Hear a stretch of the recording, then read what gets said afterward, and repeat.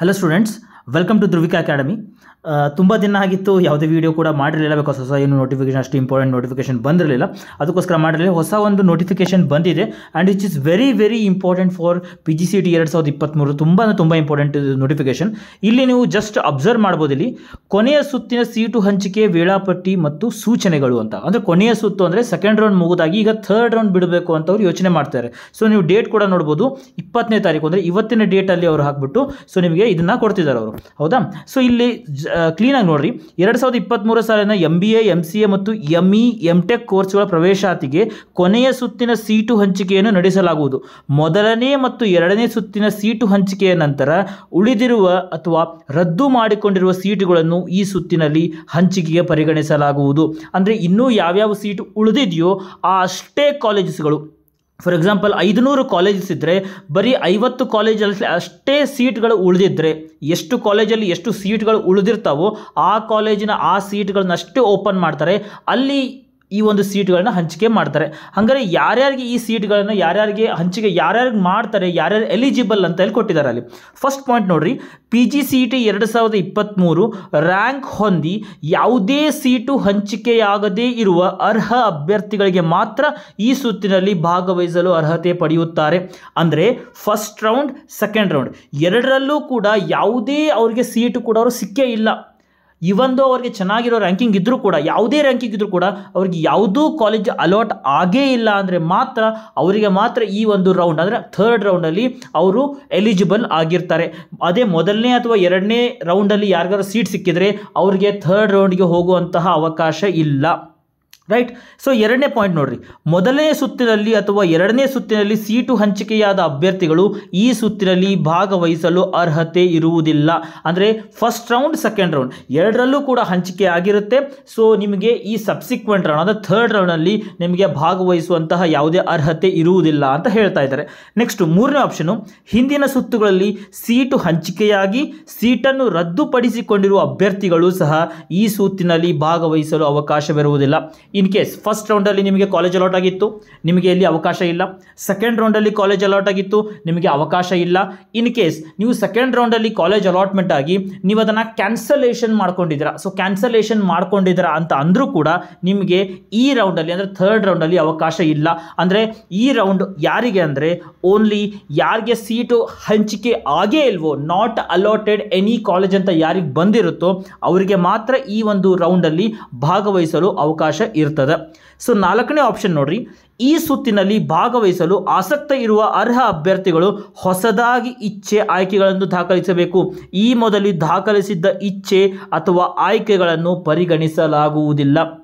ಅಂದರೆ ಏನಪ್ಪ ಅಂದರೆ ಇವಾಗ ಯಾರೋ ಒಬ್ಬನಿಗೆ ಎ ಅನ್ನೋ ವ್ಯಕ್ತಿಗೆ ಯಾವುದೋ ಒಂದು ಪ್ರಿಫರೆನ್ಷಿಯಲ್ ಆರ್ಡರ್ ಒಂದು 5 ಕಾಲೇಜ್ ಹಾಕಿರ್ತಾನೆ, ಆ 5 ಕಾಲೇಜನ್ನ ಮತ್ತೆ ಹಾಕುವಂತಹ ಅವಕಾಶ ಇರೋದಿಲ್ಲ. ಹೊಸದಾಗಿ ಬೇರೆ ಕಾಲೇಜ್ಗಳನ್ನೇ ನೀವು ಹಾಕಬೇಕು. ಯಾಕಂದರೆ ಈ ಆ 5 ಕಾಲೇಜ್ಗಳು ನಿಮಗೆ ಸಿಗೋದಿಲ್ಲ ಅಂತ ಆಗಿಬಿಟ್ಟಿದೆ. ಸೊ ನೀವು ಹೊಸದಾಗಿ ಯಾವ್ಯಾವ ಕಾಲೇಜ್ ಅಂದರೆ ಓಪನ್ ಆಗೋದೇ ಇಲ್ಲ, ಆ ಕಾಲೇಜಸ್ ನಿಮಗೆ ಓಪನ್ ಆಗೋದೇ ಇಲ್ಲ.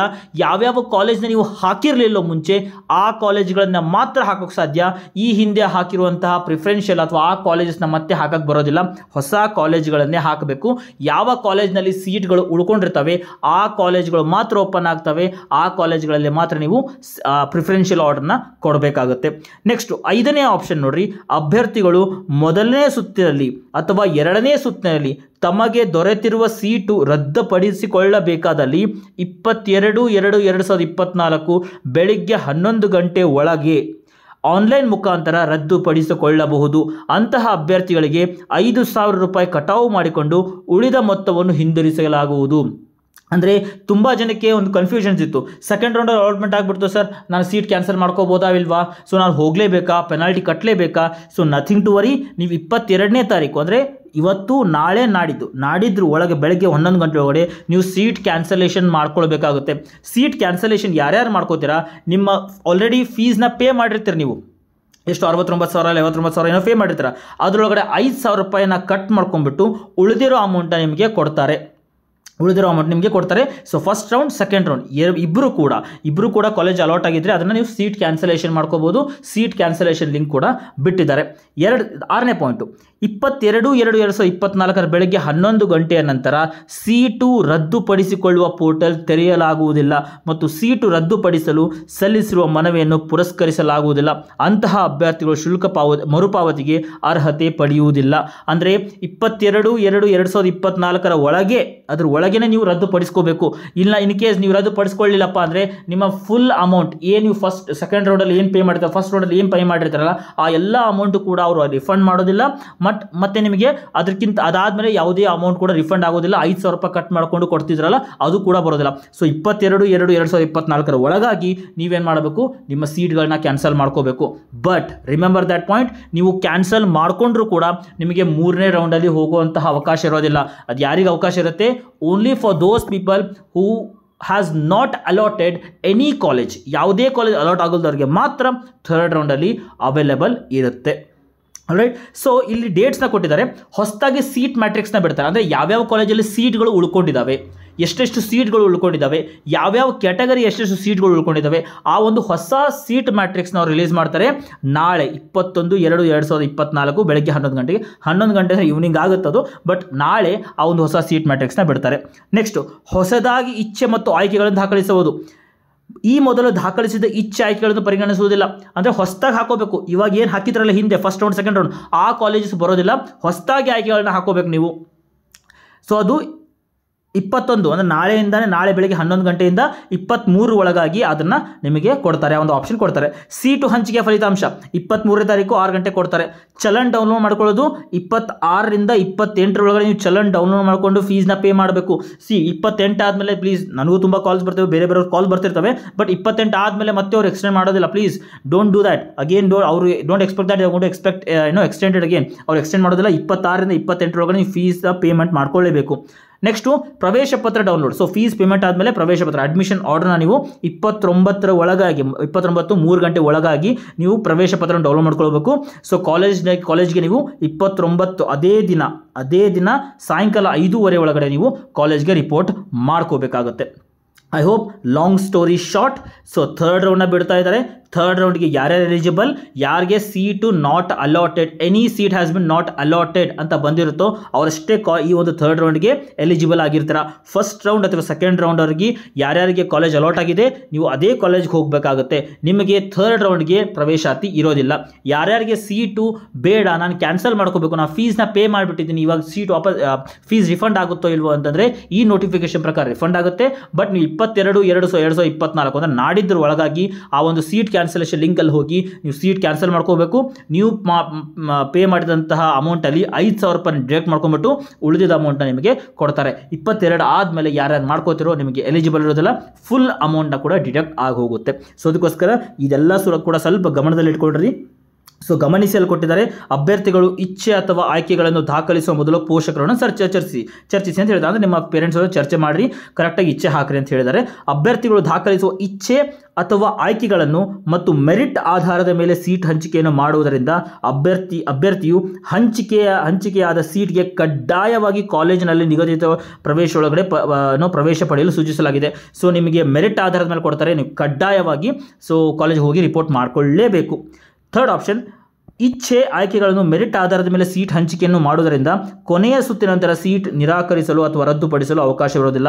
ಸೊ ನೀವು ಈ ರೌಂಡಲ್ಲಿ ಪಾರ್ಟಿಸಿಪೇಟ್ ಮಾಡಿ ಸೀಟ್ ಅಲಾಟ್ಮೆಂಟ್ ಆಯ್ತಪ್ಪ ಅಂದರೆ ಕಡ್ಡಾಯವಾಗಿ ನೀವು ಆ ಕಾಲೇಜ್ಗೆ ಹೋಗಲೇಬೇಕಾಗುತ್ತೆ.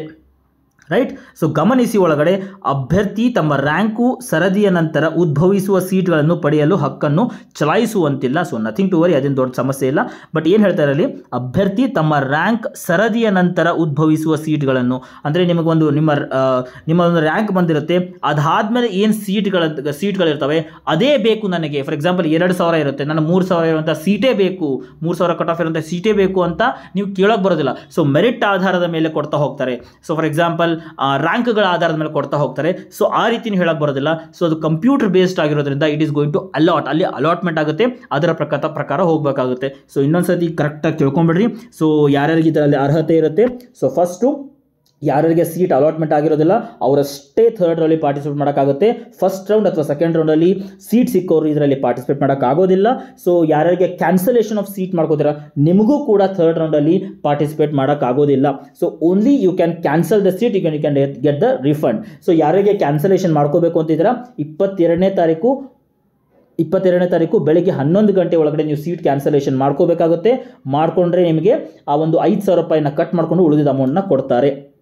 ರೈಟ್. ಸೊ ಅದಾದ್ಮೇಲೆ ಮಾಡ್ಕೊಂಡ್ರೆ ಫುಲ್ ಅಮೌಂಟು ನಿಮಗೆ ಕೊಡೋದಿಲ್ಲ ಅವರು. So please like have a clarity about this. ಇದ್ರ ಬಗ್ಗೆ ಸ್ವಲ್ಪ ಗಮನ ಇಟ್ಕೊಂಡು ನೋಡ್ರಿ. ಸೊ ಇನ್ನೊಂದು ಇದರಲ್ಲಿ ಹೊಸ ಒಂದು ಧ್ರುವಿಕಾ ಅಕಾಡೆಮಿ ಬಗ್ಗೆ ಹೇಳ್ಬೇಕಂದ್ರೆ VT ಯೂನಿವರ್ಸಿಟಿ ಮತ್ತು ಬ್ಯಾಂಗ್ಳೂರ್ ಯೂನಿವರ್ಸಿಟಿ ಎರಡಕ್ಕೂ ಕೂಡ ಬ್ಯಾಚ್ ಕೋರ್ಸ್ ಸ್ಟಾರ್ಟ್ ಮಾಡ್ತಿದ್ವಿ. VTU ಮತ್ತು ಬ್ಯಾಂಗ್ಳೂರ್. VTUದಲ್ಲಿ organisational behaviour, next like manager, accounting for managers and statistics, same subjects in Bangalore university. So ಎರಡೂ ಯೂನಿವರ್ಸಿಟಿಗಳಿಗೆ ಸಪ್ರೇಟ್ ಆದ ಪ್ಯಾಚ್ ಕೋರ್ಸ್ನ ಕೂಡ ಮಾಡ್ತಾ ಇದ್ದೀವಿ ನಾವು. ಆಲ್ರೆಡಿ ಡೆಮೋ ಕ್ಲಾಸ್ ಕೂಡ ಇದೆ. ಸೊ ಡಿಸ್ಕ್ರಿಪ್ಷನ್ ಒಳಗಡೆ ವಾಟ್ಸಪ್ ಗ್ರೂಪ್ ಲಿಂಕ್ ಇದೆ. So you can just join to the WhatsApp group and you can have a clarity on that batch course also. So I think ಇದೆಲ್ಲ ಕೂಡ ನಿಮಗೆ clarify ಅಂತ ಅನ್ಕೋತೀನಿ ನಾನು. ಸೊ ನೆಕ್ಸ್ಟ್ ವೀಡಿಯೋ ಇನ್ನೊಂದು ಹೊಸ ಅಪ್ಡೇಟ್ ಬರುತ್ತೆ. ನಾಳೆ ಸೀಟ್ ಮ್ಯಾಟ್ರಿಕ್ಸ್ ಬಿಡ್ತಾರೆ ಅಥವಾ ಹೊಸ ಆಯ್ಕೆಗಳನ್ನ ಹೆಂಗೆ ಮಾಡಬೇಕು ಅಂತ ಕ್ಲಾರಿಫೈ ಇದ್ದರೆ ಸೊ ಡೆಫಿನೆಟ್ಲಿ ಅದ್ರ ಬಗ್ಗೆ ಅಪ್ಡೇಟ್ಸ್ ನಾನು ಬಂದು ಕ್ಲಾರಿಫಿಕೇಶನ್ ಕೊಡ್ತೀನಿ. ಸೊ ಯಾರು ನೋಡ್ತಾರೆ ಈಗ ಲೈಕ್ ಮಾಡ್ಕೊಡ್ರಿ, ಶೇರ್ ಮಾಡಿರಿ ಆ್ಯಂಡ್ ಪ್ಲೀಸ್ ಚಾನಲ್ನ ಸಬ್ಸ್ಕ್ರೈಬ್ ಮಾಡಿರಿ because that is very required for us. So please subscribe to the channel and share ಮಾಡಿರಿ ಫ್ರೆಂಡ್ಸ್ ಜೊತೆಗೆ. So thank you so much.